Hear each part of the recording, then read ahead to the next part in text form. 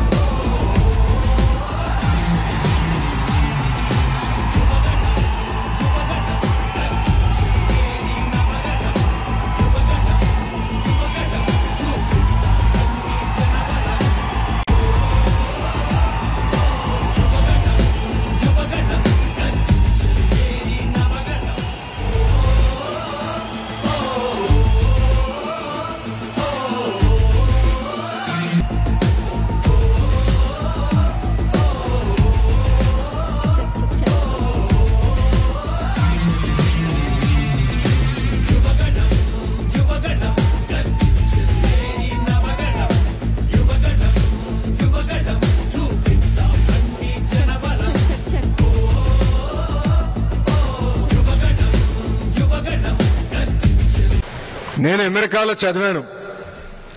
4 సంవత్సరాలు ఇక్కడ under grad చేశాను. 2 సంవత్సరాలు ఇక్కడ వాషింగ్టన్ డీసీలో వరల్డ్ బ్యాంక్ లో పనిచేశాను. మళ్ళీ 2 సంవత్సరాలు స్టాన్ఫర్డ్ లో ఎంబీఏ చేశాను. దానికోసం చప్పట్లు కొట్టడానికి చెప్పలా. కానీ ఈరోజు అంటే ఈ దేశంలో సుమారుగా 9 సంవత్సరాలు నేనున్నా. కానీ ఎప్పుడు జరగని సంఘటన ఈరోజు ఒకటి జరిగింది. అదేంటంటే నేను ఎయిర్పోర్ట్ లో ల్యాండ్ అయిన తర్వాత బయటకు వస్తున్నా. కరెక్ట్గా 6 పోలీసులు వచ్చారు. నాకు డౌట్ వచ్చింది, ఇలా నన్ను పట్టుకెళ్ళేదానికి వచ్చారా, నన్ను బయటికి తీసుకెళ్లేదానికి వచ్చారని. వాళ్ళు మీరు ఇక్కడ ఆగండి అన్నారు. ఏమైందనా, బయట చాలా రద్దీగా ఉండి మీరు ఇక్కడి నుంచి బయటికి వెళ్ళేదానికి లేదు, మీకు పర్మిషన్ లేదని చెప్పారు. అంటే నేను డాలస్ లో అడుగుపెట్టిన దగ్గర నుంచి ఈరోజు ఇప్పుడు ఈ కార్యక్రమం వరకు నాకు ఇంత పెద్ద ఘన స్వాగతం పలికిన మీ అందరికీ నా హృదయపూర్వక ధన్యవాదములు. అమెరికాలో ఉన్నానా ఆంధ్రప్రదేశ్ లో ఉన్నానా అని డౌట్ వచ్చింది నాకు ఈరోజు. మీ ఉత్సాహం, మీ జోష్, మీ కేకలు వింటుంటే తిరిగి మళ్ళీ నా పాదయాత్ర యువగలం రోజులు గుర్తొస్తున్నాయి. ఆనాటి పాలకులు అడుగడుగునా నన్ను ఇబ్బంది పెట్టారు, నడవనీయలేదు, మైక్ లాక్కున్నారు, స్టూల్ లాక్కున్నారు. అయినా మనోళ్ళు తొడగొట్టి ముందైతున్నాడు, తగ్గేదే లేదని ఆనాడు ఎట్లయితే చెప్పారో అదేవిధంగా ఈరోజు కూడా నాకు మీరు అంత ఘన స్వాగతం పలికారు.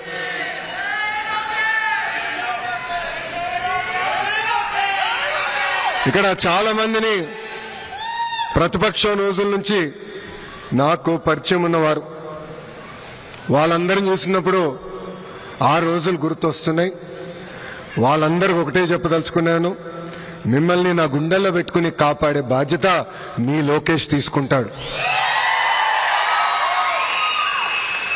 నాకు ఇప్పుడు కూడా బాగా గుర్తు, ఆనాడు చంద్రబాబు నాయుడు గారిని అక్రమంగా 53 రోజులు బంధించినప్పుడు అమెరికాలో పెద్ద ఎత్తున మీరు బయటకు వచ్చారు, మాకు అండగా నిలబడ్డారు.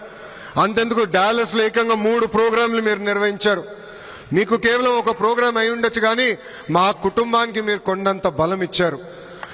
నాకు ఇప్పుడు కూడా బాగా గుర్తు, ఆనాడు బ్రహ్మని అడిగింది, రాజకీయాలు మనకు అవసరమా, గౌరవంగా బతికే కుటుంబం మీరు చూడండి, పెద్దయిన జైల్లో ఉన్నారు, ఈజ్ ఇట్ వర్త్ ఇట్ అని అడిగింది. కానీ మీరు మాకు అండగా నిలబడారే. అదేవిధంగా హైదరాబాద్ లో ఆ స్టేడియంలో సుమారుగా 45,000 మంది వచ్చి గ్రాటిట్యూడ్ కాన్సర్ట్ నిర్వహించారే, అది మాకు కొండంత ధైర్యం ఇచ్చింది. ఈ రోజు నేను ఈ వేదిక మీద నుంచున్నానంటే మీరు నాకు అండగా నిలబడారు కనుకనే నేను ఇక్కడ నుంచోకెళ్ళాను.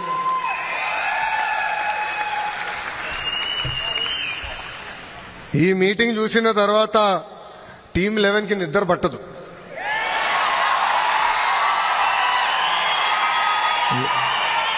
తెలుగువారి ఆత్మగౌరవాన్ని ప్రపంచానికి పరిచయం చేసిన 3 అక్షరాలు ఏంటి? ఎన్టీఆర్. విశ్వవిఖ్యాత నట సార్వభౌమ స్వర్గీయ శ్రీ నందమూరి తారక రామారావు గారు. సంక్షేమాన్ని భారతదేశానికి పరిచయం చేసిన వ్యక్తి అన్న ఎన్టీఆర్. గతంలో మనందరినీ మెద్రాసీలు అనేవారు. మెద్రాసీలు కాదు, తెలుగోలు ఉన్నామని దేశానికి చెప్పిన వ్యక్తి అన్న ఎన్టీఆర్. మళ్ళీ అభివృద్ధికి బ్రాండ్ అంబాసిడర్ ఎవరు? సిబిఎన్. అసలు అభివృద్ధి చేసి ఎన్నికలు గెలవచ్చని దేశానికి పరిచయం చేసిన వ్యక్తి మన సిబిఎన్. ఆనాడైనా చెప్పారు కంప్యూటర్లో బాగా చదువుకుని ఐటీలో బాగా చదువుకుంటే ఉద్యోగాలు వస్తాయని. ఆనాటి ప్రతిపక్ష పార్టీ నాయకులు అన్నారు కంప్యూటర్ అన్నం పెడుతుందా అని. ఇప్పుడు మిమ్మల్ని అందరిని అడుగుతున్నా, కంప్యూటర్ అన్నం పెడుతుందా? హైదరాబాద్ లో పెద్ద ఎత్తున ఐటీ పరిశ్రమలు తీసుకొస్తే రియల్ ఎస్టేట్ వ్యాపారం చేస్తున్నారు. ఈ ఒక్కసారి మీరు వెళ్ళి హైదరాబాద్ చూడండి, అసలు గుర్తుపట్టే పరిస్థితి లేకుండా పోయింది. గతంలో ఐటీ రంగంలో హైదరాబాద్ గురించి ఎవరు మాట్లాడేవారు కాదు. అలాంటిది చంద్రబాబు నాయుడు గారు ఐటీ పరిచయం చేసిన తర్వాత ఈ రోజు బెంగళూరుకి ధీటుగా హైదరాబాద్ పోటీ పడే పరిస్థితికి మనందరం వచ్చాం. చంద్రబాబు నాయుడు గారి వయసు 75 సంవత్సరాలు, కానీ 25 సంవత్సరాలు కుర్రోడ్లాగా పరిగెడతాడు ఆయన స్పీడ్కి ఇంకా అందుకోలేకపోతున్నా. కానీ ఏదో ఒక రోజు ఆయన స్పీడ్కి దరిదాపులో వస్తానని నేను భావిస్తున్నా. గతంలో ఐటీ, ఇప్పుడు క్వాంటమ్. అంటే ఆయన ఎప్పుడు 10 నుంచి 15 సంవత్సరాలు ముందు చూపున్న నాయకుడు. అది వాస్తవంగా చెప్పాలంటే తెలుగు జాతికే ఒక అదృష్టం. నేను ఏ దేశానికి వెళ్ళినా, ఏ కంపెనీకి వెళ్ళినా తలుపు కొడితే ఈరోజు తలుపు తెరుచుకుంటే అంటే దానికి కారణం మన నాయకుడు చంద్రబాబు నాయుడు గారు. దేశంలోనే ఏ పార్టీ కూడా ప్రకటించని విధంగా కార్యకర్తలే మా అధినేత అని తెలుగుదేశం పార్టీ ప్రకటించింది. లీడర్స్ వస్తారు వెళ్తారు, కానీ కార్యకర్తలే తెలుగుదేశం పార్టీకి సొంతం. వాళ్ళకి అధికారంతో సంబంధం లేదు. అన్నగారిని చూసినా, ఆ పసుపు జెండను చూసినా మనకి ఎక్కడ లేని ఎమోషన్.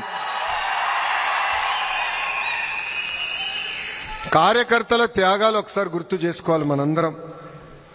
మెడపై కత్తి పెట్టి వాళ్ళ నాయకుడికి జై జై కొట్టమని అడిగితే జై చంద్రబాబు, జై తెలుగుదేశం అని ప్రాణాలు కోల్పోయిన తోట చంద్రయ్య మీ లోకేష్ కి స్ఫూర్తి.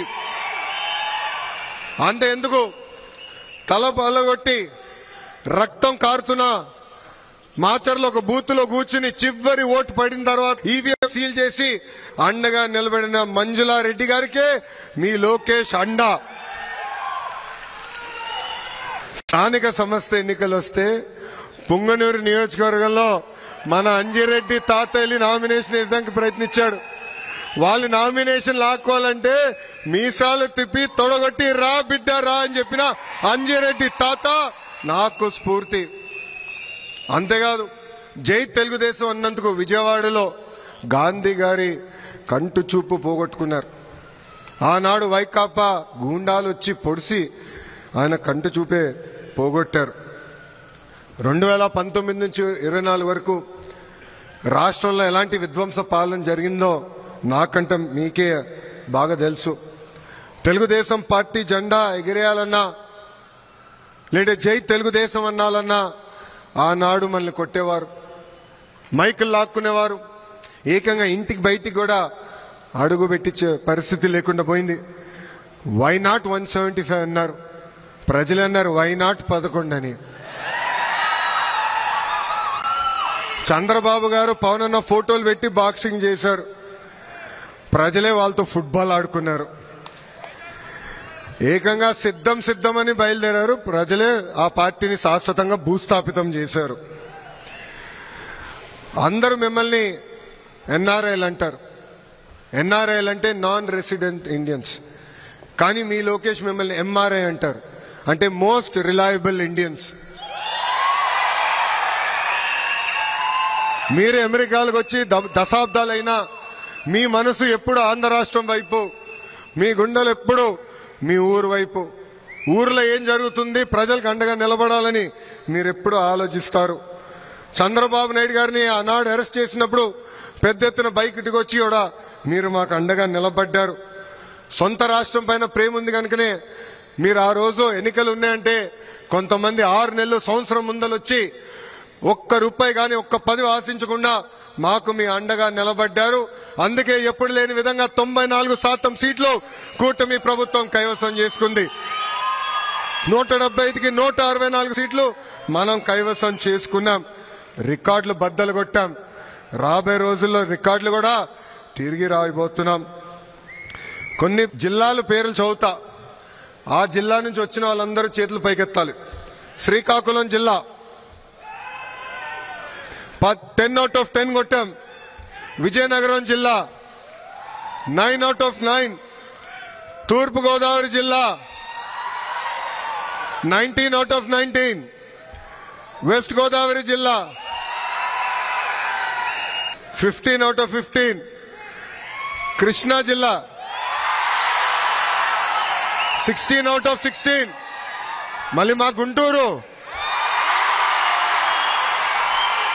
17 out of 17. Nellore 10 out of 10. Anantapur 14 out of 14. వాళ్ళ కంచుకోట అన్నారే, కడపలో కోట 10కి 7 స్థానాలు కూటమి ప్రభుత్వం కైవసం చేసుకుంది. అంటే 8 ఉమ్మడి జిల్లాల్లో కూటమి క్లీన్ స్వీప్ సాధించింది. అయా ప్రకాశం జిల్లా గురించి నేను ఎంత చెప్పినా తక్కువే. ప్రకాశం జిల్లా, విశాఖపట్నం జిల్లా 2019లో తెలుగుదేశం పార్టీ గౌరవాన్ని కాపాడిన వారు. ఎవరు ఊహించిన విధంగా ఆనాడు మీరు మమ్మల్ని గెలిపించారు. అందుకే కూటమి సూపర్ హిట్ అయింది. వైకాపా 11 ఆల్అౌట్ అయింది. దేశంలో అనేక రాష్ట్రాల్లో డబుల్ ఇంజిన్ సర్కార్ ఉంది. కానీ ఒక్క ఆంధ్ర రాష్ట్రంలోనే డబుల్ ఇంజిన్ బుల్లెట్ ట్రైన్ ఉంది. కేంద్రంలో ప్రధానమంత్రి నరేంద్ర మోడీ గారి నాయకత్వం, ఆంధ్ర రాష్ట్రంలో ఒక పక్కన చంద్రబాబు నాయుడు గారి నాయకత్వం, ఇంకో పక్కన నాకు అన్న సమానమైన పవన్ అన్న నాయకత్వంతో ఈరోజు మనందరం ముందరికెళ్తున్నాం. ఈరోజు ఆంధ్రప్రదేశ్ స్పీడ్ కి బ్రాండ్ అంబాసిడర్ అయింది. మీ అందరు తెలుసు 2019 నుంచి 24 వరకు మేము ఆంధ్ర రాష్ట్రం నుంచి వచ్చామని చెప్పుకునే దానికి సిగ్గుపడే వాళ్ళం. నేను ఒకరోజు ఢిల్లీకి వెళ్తుంటే పక్కన కూర్చున్న వాడు అడిగాడు, మీరు ఏ రాష్ట్రం నుంచి వచ్చారంటే ఆంధ్ర రాష్ట్రం నుంచి వచ్చానన్నా. ఓహో, సైకో పాలన రాష్ట్రం నుంచి వచ్చారా అని అడిగే పరిస్థితి. అలాంటి దగ్గర నుంచి ఈరోజు అన్ని రంగాల్లో ఆంధ్రప్రదేశ్ స్పీడ్ గా ముందరికెళ్తుంది. మన నినాదం ఒకటే, ఒక రాష్ట్రం ఒక రాజధాని, కానీ అభివృద్ధి వికేంద్రీకరణ. అందుకే అనంతపూర్ని ఒక ఆటోమేటిక్ హబ్ గా తయారు చేశాం. కర్నూలులో పెద్ద ఎత్తున రెన్యూబుల్ ఎనర్జీ ప్రోత్సహిస్తున్నాం. అనేక సిమెంట్ ఫ్యాక్టరీలు తీసుకొస్తున్నాం. చిత్తూరు, కడప జిల్లా ఎలక్ట్రానిక్స్ మ్యానుఫ్యాక్చరింగ్ పెద్ద ఎత్తున ప్రోత్సహిస్తున్నాం. నెల్లూరు జిల్లాకు వచ్చేగల ఆల్రెడీ డైవర్సిఫైడ్ మ్యానుఫ్యాక్చరింగ్ ఉంది.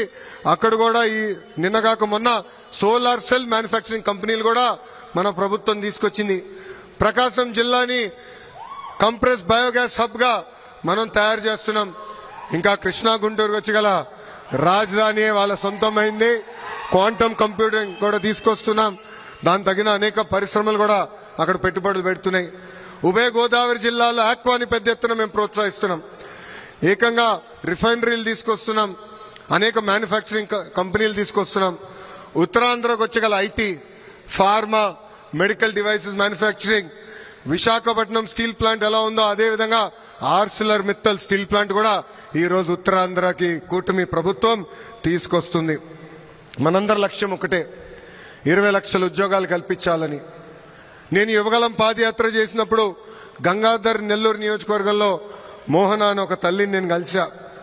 ఆ తల్లి రోడ్డు పక్కన కూర్చుని బజ్జీలు వేస్తుంది. 30 సంవత్సరాలుగా అక్కడ బజ్జీలు వేస్తుంది.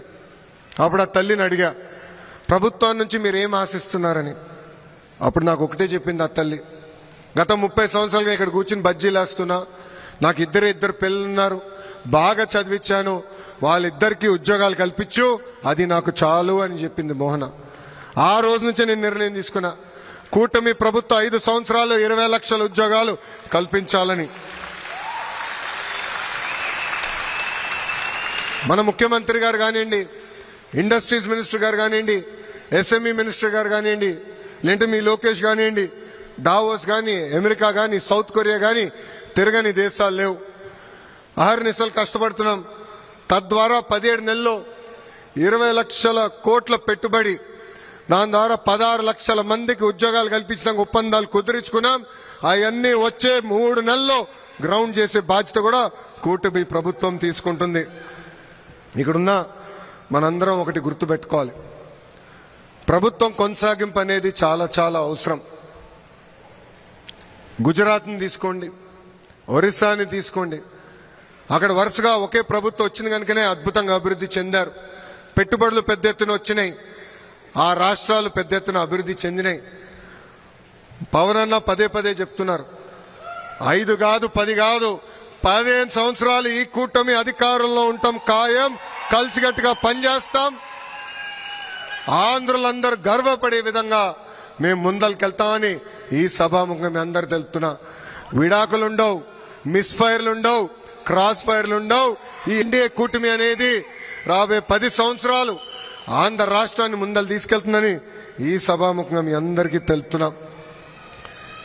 ఇంకా కళల రెక్కల్లో పేరుతో వచ్చే సంవత్సరం నుంచి అమెరికాలో చదువుకోవాలనుకున్న వారిని ఆదుకోవాలని కూటమి ప్రభుత్వం ఇప్పటికీ నిర్ణయం తీసుకుంది.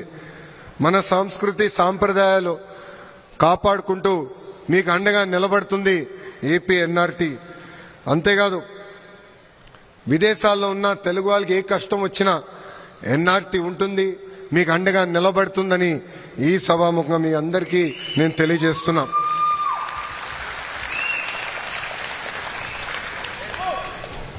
అందరం ఇక్కడున్న అందరం కొంచెం కష్ట పరిస్థితుల్లో ఉన్నాం. చదువుకుని మంచి ఉద్యోగాలు రాబట్టుకునేదానికి ఇంత దూరం వచ్చాం. ఇక్కడున్నా మిమ్మల్ని అందరూ ఒకే విషయం చెప్పాలనుకుంటున్నాం. ఒక్కొక్క కుటుంబానికి ఒక్కొక్క రకమైన పరీక్ష పెడతాడు దేవుడు. 2019లో మంగళగిరి నియోజకవర్గంలో నేను ఓడిపోయాను, కానీ నేను అధైర్యపడలేదు. మొదటి రోజు బాధ కలిగింది, ఆ బాధ ఆవేదన నాలో కసి పెంచింది. 5 సంవత్సరాలు కష్టపడ్డా, తిరిగి ఆ నియోజకవర్గంలో పోటీ చేశాను. ఆంధ్ర రాష్ట్ర చరిత్రలోనే ఎప్పుడు రాని విధంగా 91,000 మెజార్టీతో కైవసం చేసుకున్నా. ఇది ఇక్కడున్న యువకులకు ఎందుకు చెప్తున్నానంటే, ఒక చిన్న దెబ్బ తగిలిందనో ఎదురుగాలు ఉందనో బాధపడతాం, ఆత్మహత్య చేసుకుంటాం సరైన మార్గం కాదు. మన తల్లిదండ్రులు ఎంతో కష్టపడ్డారు, మన అద్భుతంగా పెంచారు, అహర్నిశలు మన కోసం కష్టపడ్డారు. వాళ్ళ గురించి కూడా మనందరం ఇక్కడ ఆలోచించాల్సిన అవసరం చాలా చాలా ఉంది. అందుకే అండగా నిలబడతాం. కేవలం జాబ్ సీకర్సే కాదు, జాబ్ క్రియేటర్స్గా కూడా మనం తయారవ్వాల్సిన అవసరం మనందరిపైన ఉంది. దానికోసం రతన్ టాటా ఇన్నోవేషన్ హబ్ కూడా మీకు అండగా నిలబడుతుంది.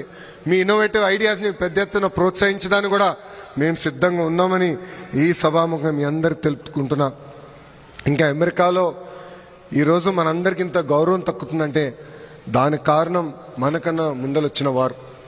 1960 నుంచి పెద్ద ఎత్తున తెలుగు వారు, ఆంధ్రులు కూడా అమెరికాకి వచ్చారు, అద్భుతంగా ముందరికెళ్ళారు, మన గౌరవం ఇక్కడ పెంచారు.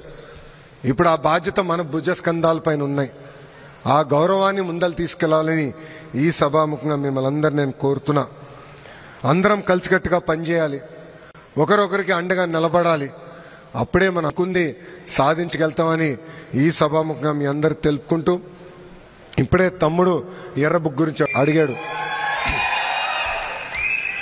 నేను గతంలోనే చెప్పా, ఎర్ర బుక్ దాని పని తీసుకుంటా పోతుందని.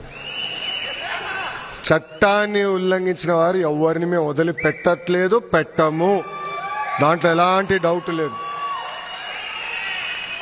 కానీ వాళ్ళు చేశారు గనక మనం చేయాలనుకుంటే చాలా పొరపాటు అవుతుంది.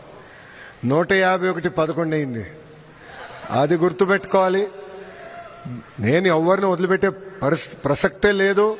చట్టపరమైన నిర్ణయాలు తీసుకుంటాం, యాక్షన్ తీసుకుంటాం, ఎవరిని వదిలిపెట్టామని ఈ సభాముఖంగా మీ అందరు తెలుపుకుంటూ, ఇక్కడ పేర్లు అవసరమా? టైం వేస్ట్ భయ్యా. నా తల్లిని అవమానిస్తే నేను వదిలిపెడతానా? మీ తల్లిని అవమానించినా నేను వదిలిపెట్టాను. ఎందుకంటే తల్లి బాధ ఆవేదన చూసిన వాడిని. మా అమ్మ ఏనాడు రాజకీయాల్లోకి రాలేదు, వాళ్ళ నాన్నగారు ముఖ్యమంత్రి, భర్త ముఖ్యమంత్రి, కానీ ఒక్క పోస్టింగ్ కానీ ఒక్క కాంట్రాక్ట్లో ఏనాడు తల్లి ఇన్వాల్వ్ అవ్వలేదు. అలాంటి తల్లిని శాసనసభ సాక్షిగా అవమానిస్తే నేను వదిలిపెట్టే ప్రసక్తే ఉండదు. మీకు ఎలాంటి డౌట్ వద్దు. వాళ్ళు అవమానించారని మనం అవమానించకూడదు. ఎందుకంటే నేను మళ్ళీ ఒక విషయం చెప్పాలనుకుంటున్నా. తెలుగు వాడక భాషలో కొన్ని పదాలు ఉంటాయి, మహిళల్ని కించపరిచే విధంగా కొన్ని పదాలు ఉంటాయి. అవన్నీ ఇక్కడ మనం ఉన్నోళ్ళందరం మర్చిపోవాల్సిన అవసరం ఉంది. మహిళలందరినీ గౌరవించాలి. ఏ పార్టీ వాళ్ళైనా పర్వాలేదు, మహిళల్ని సమాజంలో గౌరవిస్తేనే ఆ సమాజం డెవలప్డ్ సమాజం అవుతుంది. ఈరోజు గౌరవ ప్రధానమంత్రి గారు వికసిత్ భారత్ గురించి మాట్లాడుతున్నారు పదే పదే. విలువలు కూడిన భారత్ ఉంటేనే వికసిత్ భారత్ మనందరం సాధించగలుగుతాం. అందుకే కలిసికట్టుగా ముందరికెళ్దాం. వాళ్ళన్నారు కనుక మనం అనాల్సిన అవసరం లేదు. మన రూటే వేరు, మన స్టైలే వేరు.